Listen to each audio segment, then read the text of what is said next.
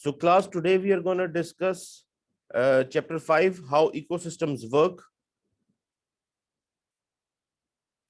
Can you see my screen?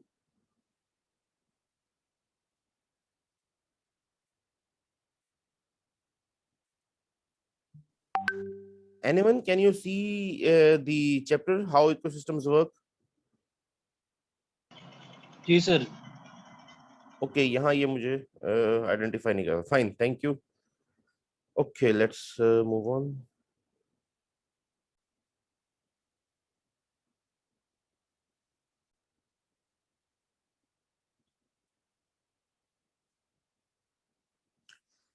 Chapter 5, how ecosystems work. Solving Lake Washington's ecological imbalance. Lake Washington is a large, deep freshwater lake on the eastern boundary of the city of Seattle. During the early part of the 20th century, Lake Washington came under increasingly intense environmental pressures as the Seattle metropolitan area expanded and suburban sewage treatment plants began releasing treated sewage effluent into the lake. In 1955, scientists and Pollution Control Commission determined that the effluent was raising the levels of dissolved nutrients, particularly phosphorus, to the point of serious pollution. These nutrients were supporting vast mats of cyanobacteria, photosynthetic bacteria, that formed a smelly green scum over the surface of the water. The bacteria that decompose cyanobacteria multiplied explosively, consuming vast quantities of oxygen until the lake's deeper water could no longer support organisms such as fishes, and small invertebrates. Scientists predicted that the lake's decline could be reversed by stopping the pollution. The outlined steps reverse the stop reverse the by stopping the pollution. They outlined steps necessary to save the lake, including comprehensive planning by the region's suburbs and complete elimination of sewage discharge into the lake.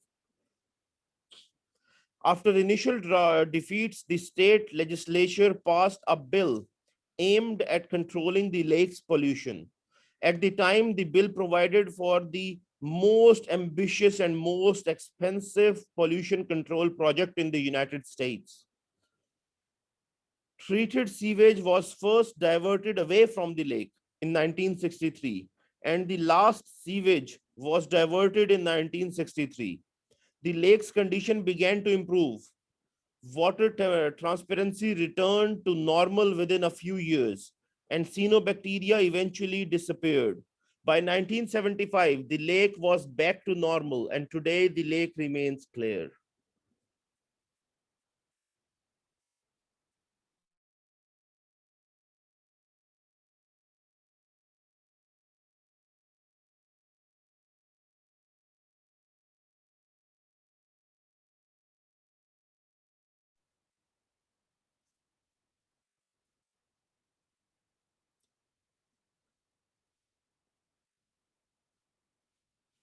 So today's topic is ecology. So what is ecology?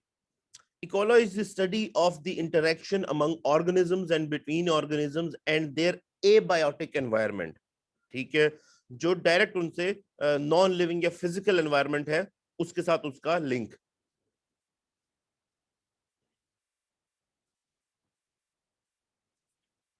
सो एक organism का ecology को अगर आप समझना चाहें तो एक organism का दूसरे ऑर्गेनिज्म के साथ और इंटरेक्शन, और एक उसी ऑर्गेनिज्म का या एक पर्टिकुलर ऑर्गेनिज्म का उसकी एबायोटिक एनवायरनमेंट यानी कि नॉन लिविंग या फिजिकल एनवायरनमेंट के साथ लिंक. ठीक है, so first part is abiotic या लिविंग एनवायरनमेंट, और दूसरा इज एबायोटिक नॉन लिविंग और फिजिकल एनवायरनमेंट. सो ये जो स्टडी है इसको हम इकोलॉजी कहते हैं.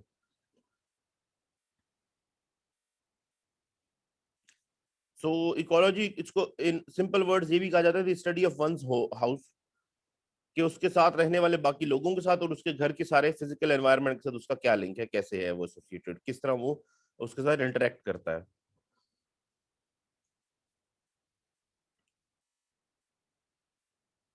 चलें यहाँ से स्टार्ट करते हैं. Okay, what is a community? ठीक है, उससे पहले हम बल्कि पॉपुलेशन को एक बार डिस्कस कर लें. Ecologists are most interested in the levels of biological organisms, organization, including there and above the level of the individual organism. Individuals of the same species occur in population. ठीक है, तो एक population क्या होती है? जब एक सेम स्पीशीज के इंडिविजुअल्स को हम इकट्ठा कर लें तो वो हम उसे कहेंगे पॉपुलेशन. जब एक स्पीशीज की डिस्कशन हो रही हो या एक स्पीशीज का आपस में इंटरेक्शन हो रहा होगा तो वो उसकी पॉपुलेशन होगी. A group of organisms of the same species that live together in the same area at the same time.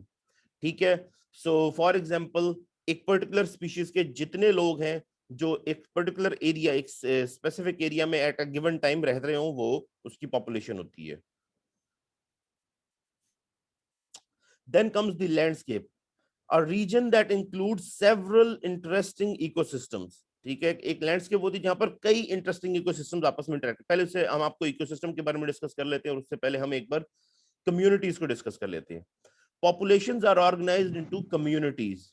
The number and kind of species that live within a community along with their relationships with one another characterize the community. ठीक है, a natural association, community क्या है? A natural association that consists of all the populations of different species that live and interact together within an area at the same time.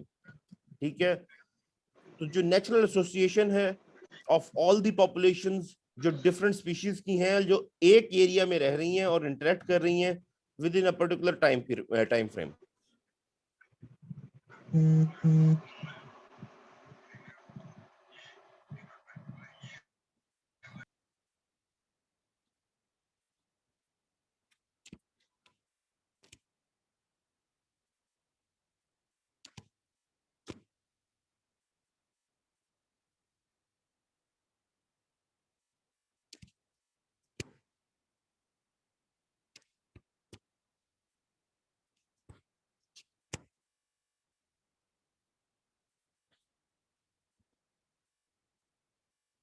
Moving on, ecosystem.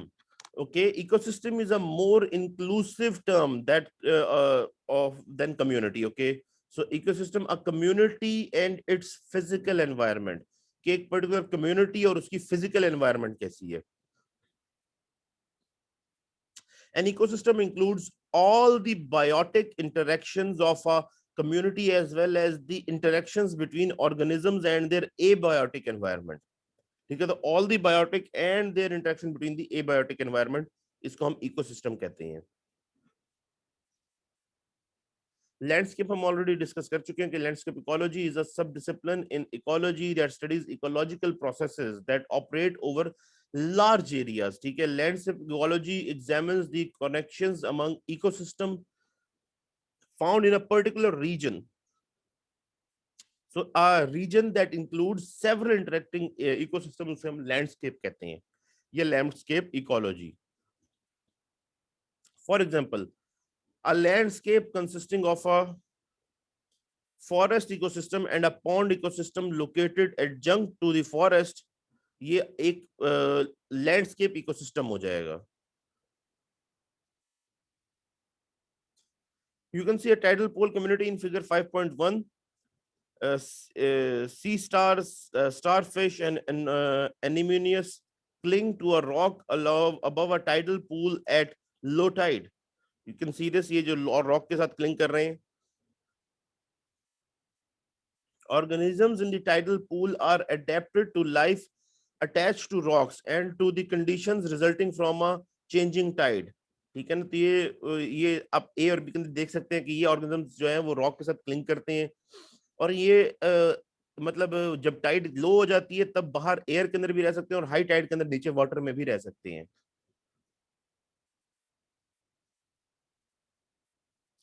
Okay, moving on, the organisms of the biosphere, Earth's communities, ecosystems, and landscapes depend on one another and on the other reams of Earth's physical environment. ठीक है, तो वो एक दूसरे पे भी depend कर रहे होते हैं और अर्थ की दूसरे रीम्स के अंदर फिजिकल एनवायरनमेंट के अंदर भी डिपेंड कर रहे होते हैं.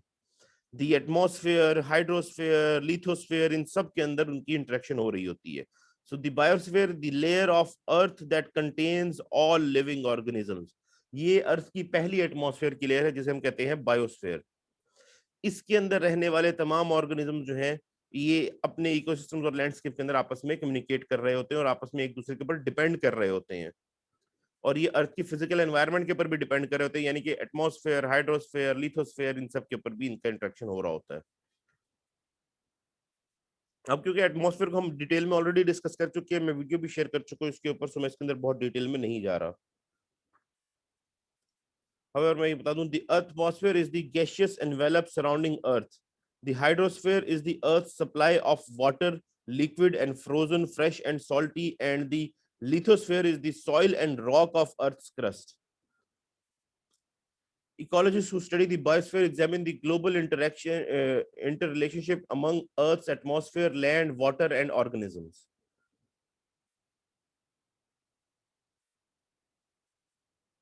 ये एक इंपॉर्टेंट कॉन्सेप्ट है, the flow of energy through the ecosystem, कि एनर्जी फ्लो कैसे करती है through the ecosystems.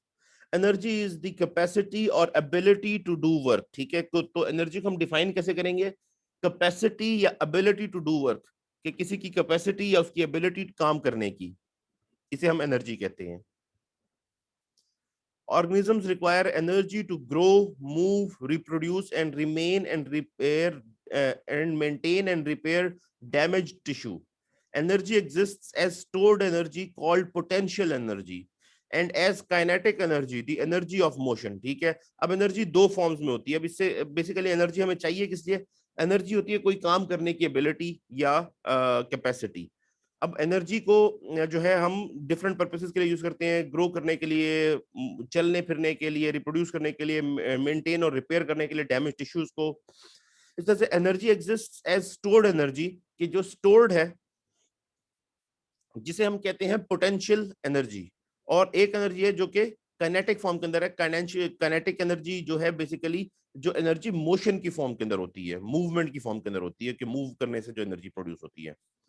We can think of potential energy as an arrow on a drawn bow, ठीक है। पोटेंशियल एनर्जी वो है जो एरो अगर कोई अपने वो बो के ऊपर ड्रॉ कर ले, पीछे को खींच के उसको निशाना ले ले, तो वो है पोटेंशियल एनर्जी।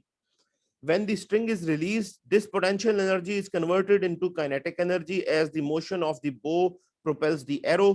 तो जैसे ही उस एरो को छोड़ दिया जाता है और वो चल के आगे निकल जाता है, तो वो पोटेंशियल एनर्जी काइनेटिक एनर्जी में बन के कन्वर्ट होके मूवमेंट में कन्वर्ट हो जाती है। तो यही पोटेंशियल और काइनेटिक एनर्जी का प्रिंसिपल है।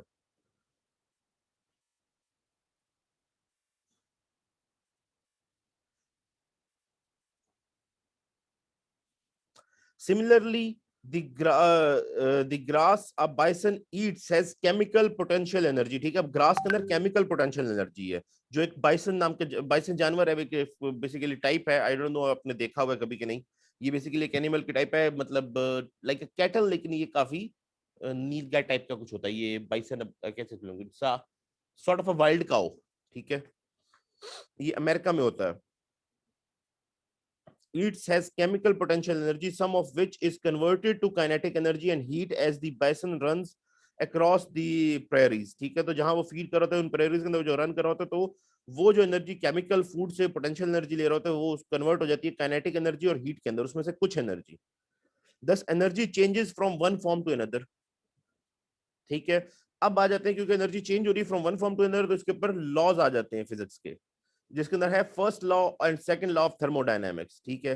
The first law of thermodynamics, अब पहले हम ये देख लें थर्मोडायनेमिक्स क्या है। Thermodynamics is the study of energy and it's transformation. Basically energy और उसको ट्रांसफॉर्म करने की जो प्रोसेस है, उसको जो स्टडी किया जाता है, उसे थर्मोडायनेमिक्स कहा जाता है। Two laws about energy apply to all things in the universe. The first and second law of thermodynamics.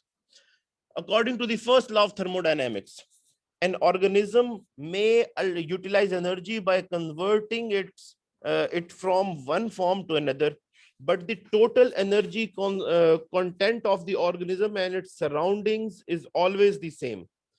So total वही रहेगा, लेकिन वो एक फॉर्म से दूसरी फॉर्म में कन्वर्ट कर सकता है। An organism cannot create the energy it requires to live, ठीक है। तो अब वो खुद से ये एनर्जी क्रिएट नहीं कर सकता, सिर्फ कन्वर्ट कर सकता है एक फॉर्म से दूसरी फॉर्म में। लेकिन खुद से नई एनर्जी क्रिएट नहीं कर सकता कोई भी ऑर्गेनिज्म, क्योंकि उसकी सराउंडिंग के अंदर एनर्जी जो है वो ऑलवेज सेम रहेगी. Instead it must capture energy from the environment to use for biological work. तो वो एनवायरनमेंट से एनर्जी कैप्चर करेगा for biological work, a process that involves the transformation of energy from one form to another. जिसके अंदर biological work के लिए जब वो यूज करता है एनवायरनमेंट से एनर्जी, तो वो वन फॉर्म से दूसरी फॉर्म में कन्वर्ट कर देती है. So what is the first law of thermodynamics? A physical law which states that energy cannot be created or destroyed, although it can change from one form to another. तो thermodynamics से पहला law ये है कि energy ना बनाई जा सकती है, ना ही डिस्ट्रॉय की जा सकती है, खत्म की जा सकती है. It can change from one form to another, एक फॉर्म से वो दूसरी फॉर्म में कन्वर्ट हो सकती है. और फोटोसिंथेसिस क्या है?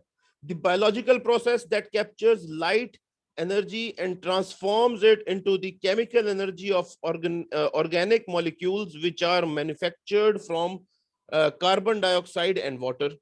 तो फोटोसिंथेसिस वो बायोलॉजिकल प्रोसेस है जो कैप्चर करती है लाइट की एनर्जी को और इसको ट्रांसफॉर्म कर देती है केमिकल एनर्जी, जो कि एक लिविंग ऑर्गेनिज्म मॉलिक्यूल्स के लिए, उसके ऑर्गेनिक मॉलिक्यूल्स के लिए एनर्जी का काम करती है, through carbon dioxide, through the combination of carbon dioxide and water.